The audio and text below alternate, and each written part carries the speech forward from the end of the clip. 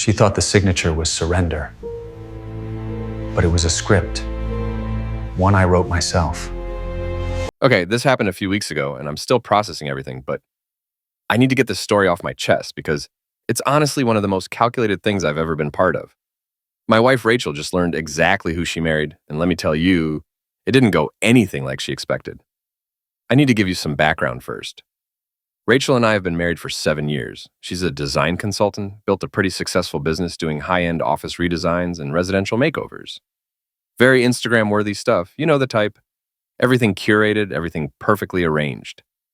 Me? Rachel always told people I was a contractor who got lucky flipping some commercial properties in my 50s.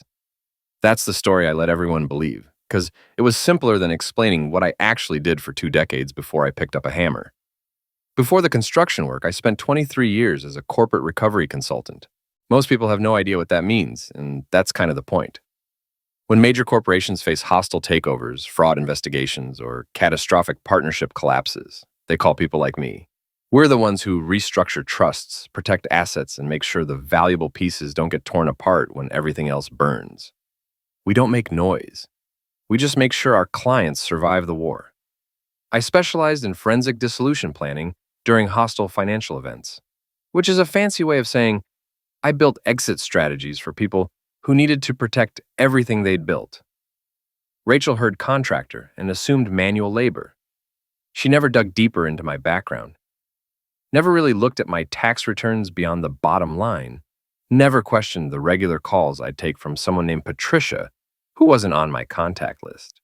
She never asked about the locked filing cabinet in my study, labeled Denver Holdings, even though we'd never lived anywhere near Colorado. I kept these things visible but unexplained, kind of like hiding something in plain sight.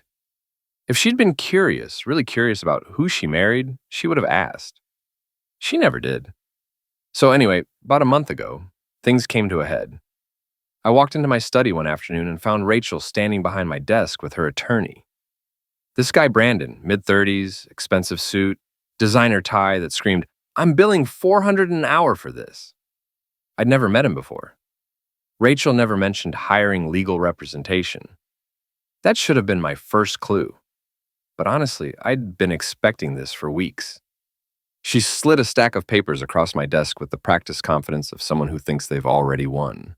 Her tone was sharp, businesslike, the kind she uses when correcting waiters or explaining to me that this century doesn't need my little rituals. The power of attorney documents sat there between us, neat and official-looking. "Just sign it," she said, standing over me like a prosecutor delivering a closing argument. "It's not a divorce, just convenience. You'll still have access to everything, just not control." Brandon sat 2 feet away with his legs crossed, tapping his expensive pen against his clipboard like he was already mentally calculating his fee. The whole scene was choreographed. They'd rehearsed this, I could tell. Rachel had that smugness she gets, that little smile that says she's already decided how this ends. "If you love me," Rachel added, softer this time but with that manipulative edge, "you'll sign it." Here's the thing. I'd been expecting this exact moment for 32 days, ever since I'd noticed her having hushed phone calls in the garage, ever since I'd seen unfamiliar charges to law firms on our credit card statements. So I looked up at her, met those eyes that were already celebrating victory, and I smiled. Not a hostile smile, just tired recognition. I picked up my pen and signed my name, slowly, deliberately, making sure every letter was perfectly legible. "There," I said, standing up and pushing my chair in quietly. "You got what you wanted." I walked out of the room I'd built with my own hands, down the hallway with floorboards I'd sanded and varnished myself. During that winter, when Rachel was off networking in wine country. Funny story about that wine country trip. That's actually where she met Brandon, though she never bothered telling me that detail. I only found out later through some very thorough background checking. Behind me, I heard Brandon chuckle. Well, that went easier than expected. Rachel's laugh followed, bright and victorious. Then I heard glasses clink.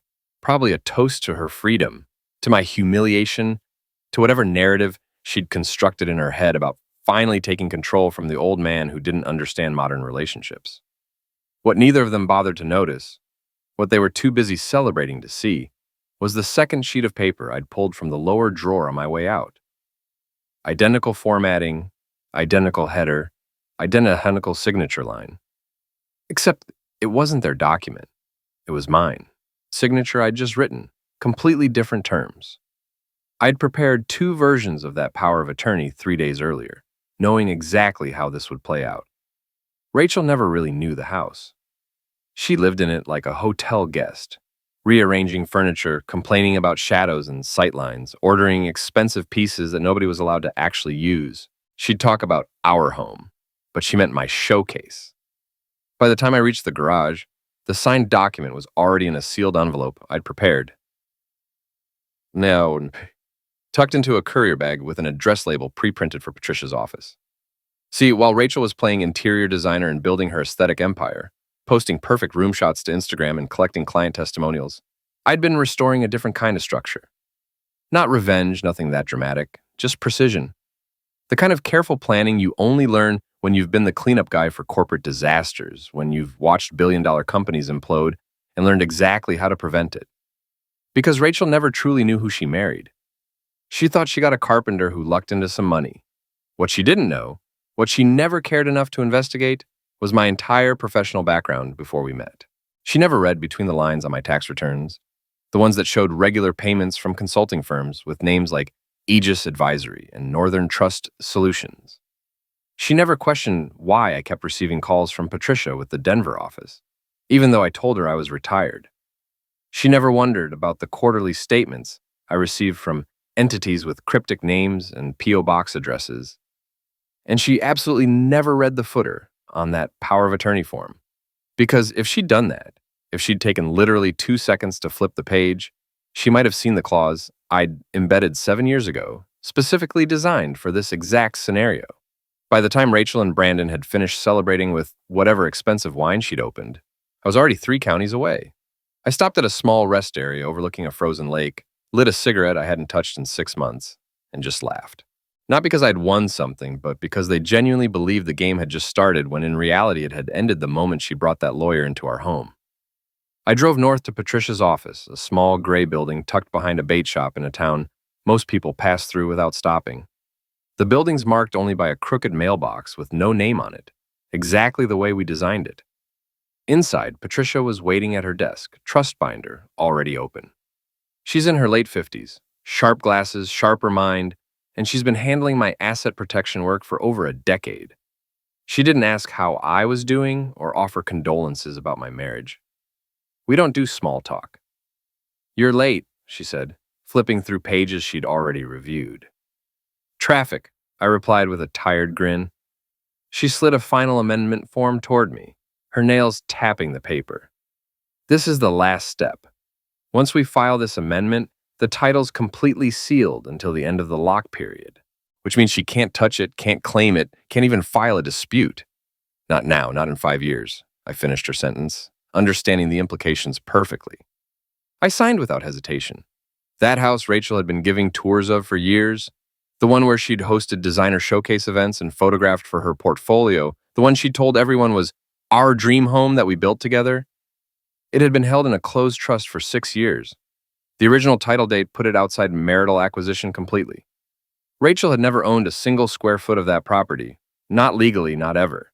She'd just been living there with permission she didn't know she needed, making improvements to something that was never hers to improve. Back at the house, Rachel was having a very different afternoon.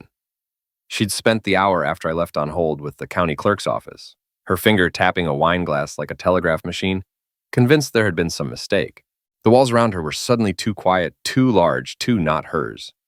When the clerk finally picked up and she launched into her demands, the response sent her world tilting. "I'm calling to confirm a real estate title," Rachel said. "My husband may have filed something unauthorized." The clerk asked for the property address, typed for a moment, then delivered the news that would start everything unraveling. "I'm sorry, ma'am. There's no current title transfer in your name. There's no record of you ever holding title. Actually, the property's held under a closed trust. Has been for 6 years." Rachel apparently froze, her mouth opening and closing. "What do you mean, 6 years? I live here. I've renovated here. I've invested $30,000 in improvements." "Yes, ma'am. But you've never owned it, not according to our legal records." Click. Dial tone. The clerk had no reason to stay on the line. Rachel told me later, through her lawyer, that she'd stood in the center of our open-concept living room, surrounded by all her carefully curated stuff. The candles arranged in odd numbers, the decorative bowls with nothing in them, the $2,000 rugs she'd special ordered from Belgium that nobody was allowed to walk on because they were art pieces. And suddenly none of it mattered because none of it was actually hers. The foundation it all sat on belonged to someone else entirely. She stormed to my study and yanked open the filing cabinet where she assumed I kept property documents.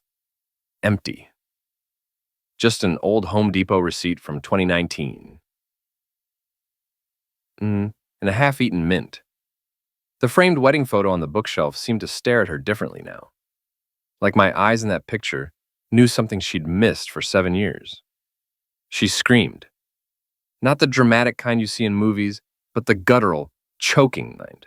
Like her lungs were trying to expel a truth that was suffocating her. That's when she called Brandon in a complete panic. According to the phone records I later reviewed, that call lasted 43 minutes. Brandon apparently spent the first 10 trying to calm her down, then trying to understand what she was telling him, before he asked the question that changed everything. Wait, Rachel, slow down. You saw the back page, right? The back page of the power of attorney form I brought? Rachel insisted there was no back page. She'd been standing right over me when I signed. She'd watched every movement of the pen. There was only one page. Brandon's voice apparently went quiet. Rachel, there are 2 pages. I'm looking at it right now. Did you not read the entire document before we came over? He sent her a scan while they were still on the phone. There was her signature, authorizing him as her legal representative. There was mine, signing away supposed authority. All very official looking. Then he told her to scroll down, to flip to the second page of the PDF.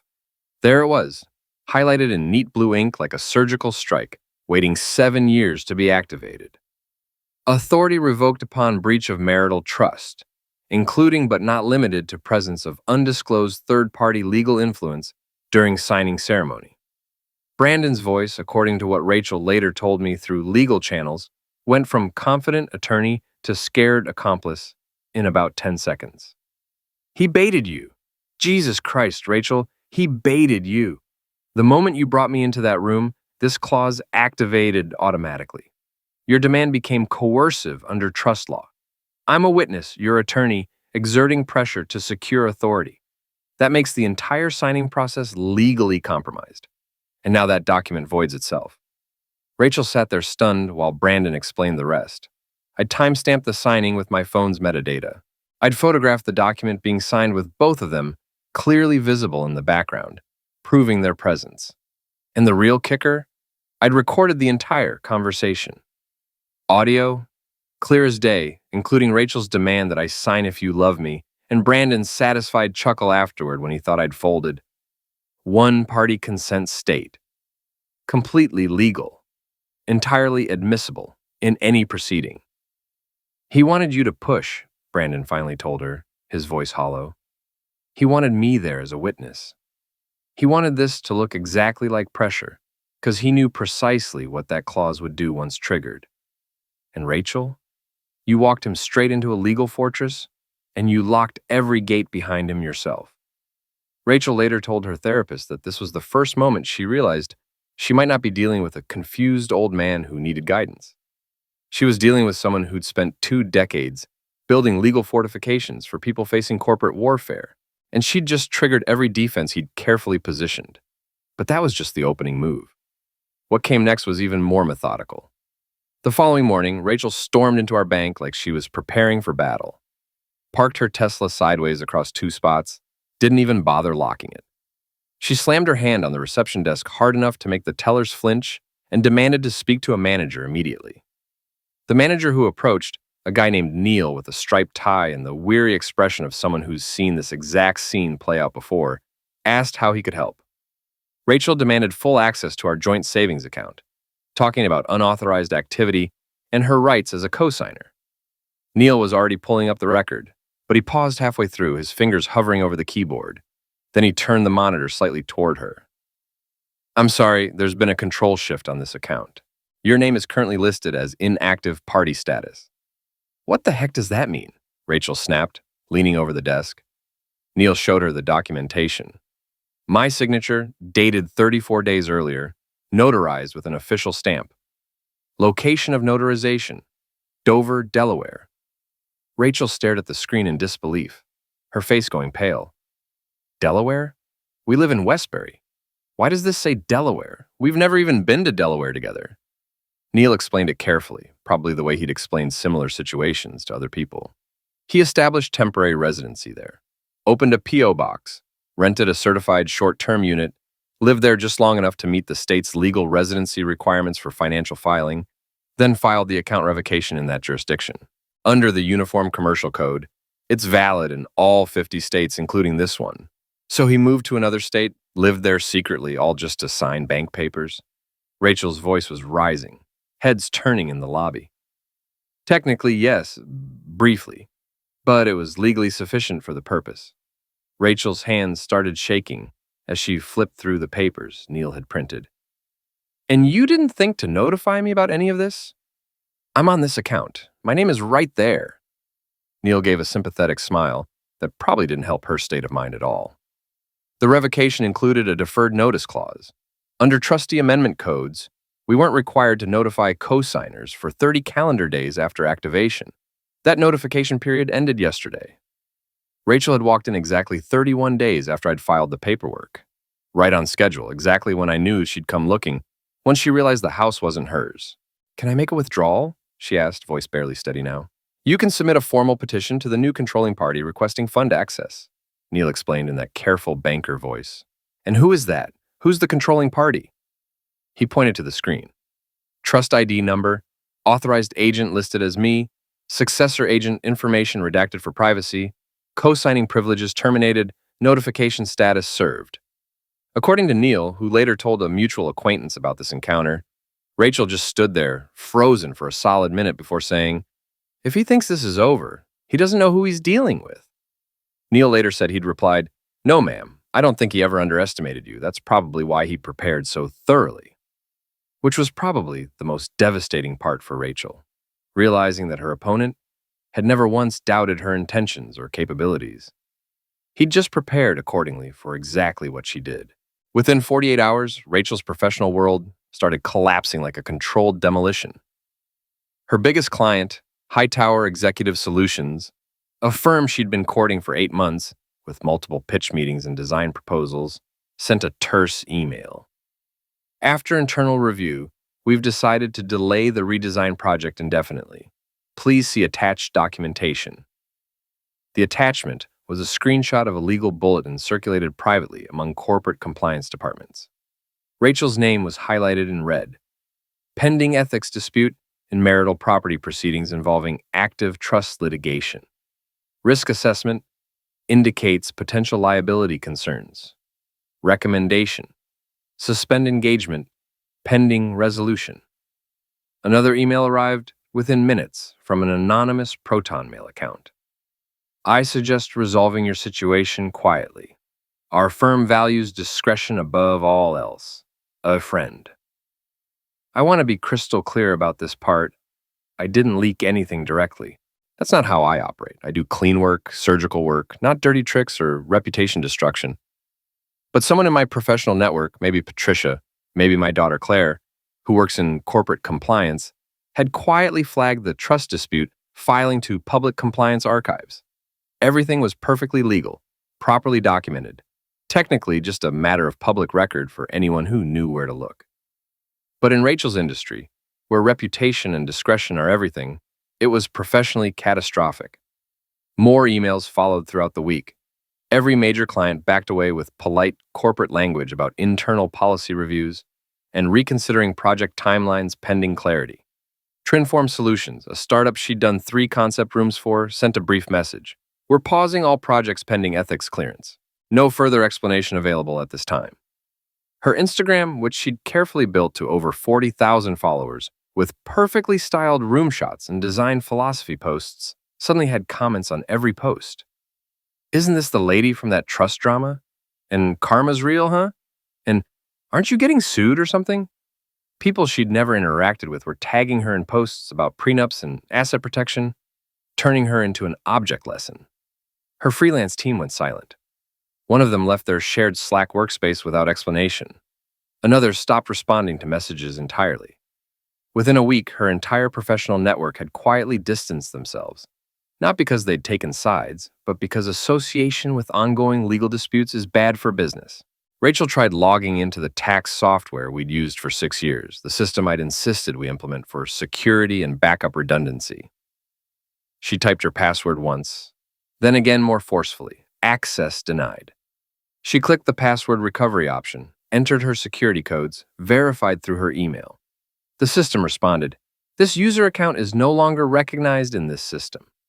She opened our shared cloud storage, the archive labeled Family Financials, that contained 6 years of tax documents, property records, investment statements, contract backups, everything that proved her business income and professional history.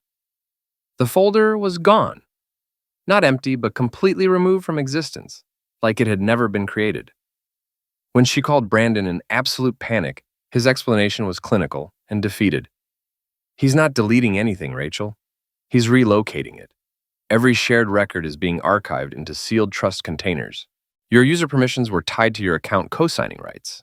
When those were legally revoked, your access expired automatically. Rachel, your husband didn't just set up financial protection. He programmed your removal from the entire digital infrastructure. You were on borrowed digital time from the moment he established those accounts 7 years ago." Then I sent Rachel an email. No message, no explanation, just a single audio file attachment labeled Study 0315-24 MP3 with today's date. She downloaded it with shaking hands, pressed play, and heard her own voice from that afternoon in the study. "Just sign it. If you love me, you'll sign it." The fury in her tone, absolutely unmistakable. Background noise, Brandon's soft chuckle, a glass clinking, her satisfied laugh. Then silence, just static hiss. The moment she'd thought she had complete control, frozen in digital time, timestamped with metadata showing the exact second it was recorded, documented in a format that would hold up in any legal proceeding. Not used to attack her, not shared with anyone, just kept as insurance.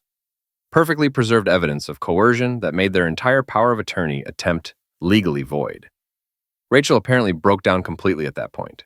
She later admitted through her attorney that she hadn't cried in years, not even when her father died 2 years ago.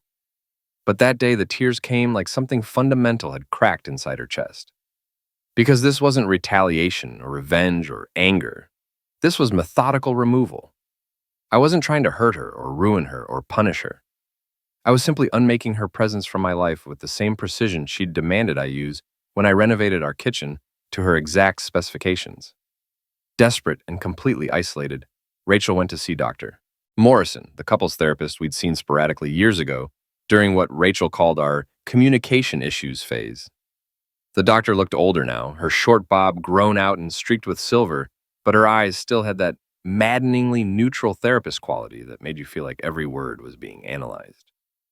"I need to know what he told you," Rachel demanded without even sitting down first. "During our sessions years ago, was he planning this even back then? Did he say anything that indicated he was preparing to erase me?" Dr. Morrison waited, hands folded in her lap, letting the silence stretch in that infuriating way therapists do. "Did he say he was going to do this? That he was preparing to destroy everything?" Rachel's voice cracked. The doctor took a measured breath. "No, he didn't plan to destroy anything, but he prepared for protection. There's an important distinction, Rachel." Rachel stared at the bookshelf behind the desk, hating that calm academic tone, hating being the one asking for help. Dr. Morrison continued carefully weighing every word. "You thought his silence meant weakness, that his willingness to compromise meant he was soft or confused. But your husband doesn't scream when things break. He catalogs them, documents them, learns from them. So when the collapse finally comes, he's already built the shelter and moved the important things into it. During one of your last sessions here, maybe 3 years ago, he asked me something I've never forgotten. He said, what would it take for someone to reclaim their name and their peace without drawing a single drop? Without becoming the villain in their own story? I told him I didn't have an answer to that question. The doctor opened her desk drawer. and pulled out a worn business card, the edges soft from years of being carried. She slid it across the table slowly. Rachel picked it up and her face went white. "This is my sister's number, Emma's number. We haven't spoken in 6 years." "I know," Dr. Morrison said gently, "but she's the only person who came to see me after your wedding and asked if you really understood what you were doing. And she's the only person your husband ever told me he genuinely respected, even after she cut all contact with you both." Rachel stared at the card like it was contaminated. Her sister Emma, who'd ghosted her completely after the wedding, who'd tried to warn her about something Rachel had been too proud and too certain to hear. "She came to one of your joint sessions," Dr. Morrison added. "You were running late that day, remember?" Emma sat quietly in the corner chair, just observed for about 20 minutes, then left before you arrived. Never came back. But on her way out, she said something to Michael in the hallway. I wasn't supposed to hear it, but the door was open. She said, "Just because she's beautiful and successful doesn't mean she's right about everything. You'd better build an exit before she figures out how to burn the house down. And she will burn it down, eventually. That's what she does." Rachel left the office with that business card clenched in her fist, finally understanding that she had nobody left in her corner. No professional allies, no clients who'd risk association, no financial access, no leverage, and apparently no family who'd been willing to defend her choices. Even her past was circling back, not to rescue her, but to witness the consequences she'd built. The final blow came at exactly 7:18 on a Tuesday morning. Rachel had barely gotten out of the shower when the doorbell rang with unusual urgency. Nobody civilized rings a doorbell at that hour unless someone is dead or about to face consequences. A courier in a windbreaker handed her a slim black envelope that required signature confirmation. No smile, no words, just the professional transaction. Inside was letterhead stamped in silver foil, Aegis Division. Rachel had never heard the name before, which was completely intentional on my part. I'd established it 15 years ago, long before we'd even met, as the ultimate protection vehicle for everything I'd built professionally. The document was brutally efficient in its language. Immediate enforcement of asset hold. Reference Trust 47109B, the Brennan Family Protection Structure, per protocol initiated by Executive Agent, and pursuant to clause activation within Trust 4709, this letter serves as formal notification of the following actions effective immediately. Rachel's full legal name was spelled out.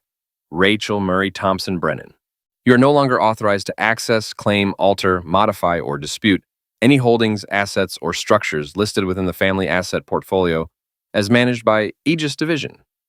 The next 3 pages detailed everything being frozen, transferred, or reassigned with legal precision. All jointly held properties, all shared investment accounts, all consulting revenues earned under my last name or using my business reputation, all royalties from co-branded design work done under the Brennan Design Consulting banner, even the vacation rental property in Vermont she'd used as her creative retreat space and listed as a business expense. Every single thing itemized and removed from her access. The professional retainers she'd accessed using my business reputation and credit? Rescinded. Her client directories that had been stored on trust-managed servers? Permanently deleted from the system. Even her legal right to use my last name for any business purposes was terminated retroactively, meaning every contract she'd signed as Rachel Brennan was now under review. The signature at the bottom hit hardest. Claire Brennan, Executor Trust, Aegis Division Legal Services. My daughter, the woman Rachel had once called a brat and designer knockoffs, at a dinner party loud enough for half the room to hear. The daughter Rachel had specifically not invited to our wedding because she thought Claire was too judgmental about our age gap and would be bringing down the whole vibe of the celebration. Claire had shown up anyway, wearing a gray blazer and carrying herself with quiet dignity, and hugged me like she already understood what was eventually coming. Rachel had dismissed Claire as a nobody, someone to be excluded and forgotten, just a kid from my previous life who didn't matter in this new chapter. Meanwhile, Claire had been studying corporate law at Georgetown, working in trust management at Patricia's firm, and learning from both of us how to build financial fortresses that could withstand any assault. She'd been my designated successor agent from the day I created Aegis Division, and Rachel had never bothered to find that out because she'd never asked about my professional life beyond the surface story. Aegis Division wasn't just a trust vehicle or a legal formality. It was a complete armory of asset protection structures, and Rachel had been systematically disarmed without ever knowing the tools existed or who controlled them. She stumbled through the empty house, her footsteps echoing on the hardwood floors I'd laid by hand during our second year of marriage, and ended up in my study. The desk was completely bare, every document removed, every file cleared. But there was one thing she almost missed. Taped inside the bottom drawer, centered perfectly like it had been measured, deliberately placed for her to find, was a single yellow sticky note in my careful cursive handwriting. The note said, "You didn't marry a contractor. You married a contingency." No anger, no mockery, no gloating, just a statement of fact. The truth she'd missed for 7 years, written in permanent ink on a piece of paper she could keep forever as a reminder. Rachel apparently stood there, reading it over and over, like the words might change or reveal some hidden meaning if she looked at them enough times. But they didn't change. They couldn't. This was the last communication I'd left for her. And unlike the property, the accounts, and the professional reputation, this one was hers to keep forever. Across town, I was sitting in an old diner with Claire. It's one of those places with checkerboard floors and glass sugar pourers, where the coffee's strong enough to strip paint and the fluorescent lights buzz constantly overhead. No music played, just the comfortable clatter of dishes being washed and the occasional hum of the refrigerator behind the counter. The waitress, an older woman who'd worked there for probably 30 years, came by and refilled my mug without me asking. I thanked her quietly.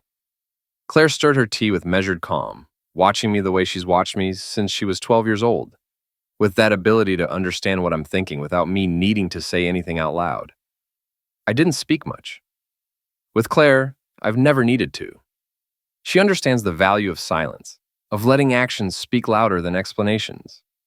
Then, with steady hands that weren't shaking or hesitating, I reached into my coat pocket and pulled out my wedding band. The gold was worn smooth from 7 years of wearing it every day. I set it down gently in the napkin holder, right there between the salt and pepper shakers, just like that. No ceremony, no explanation, no dramatic declaration or speech about endings. Claire didn't ask why or try to talk me through my feelings or offer sympathy. She understood completely what that gesture meant. She just reached across the table and tapped my coffee mug twice with her knuckle. A signal between us we'd developed years ago during her teenage years when words felt inadequate. It meant acknowledged, understood, witnessed, closure granted. Back in my study that was no longer mine to work in, Rachel was still standing there with that yellow note, finally understanding the full scope of what had happened. She'd thought power lived in papers and demands and lawyers with expensive pens and dramatic confrontations. She'd thought she could corner an old contractor into giving up control of assets he didn't understand.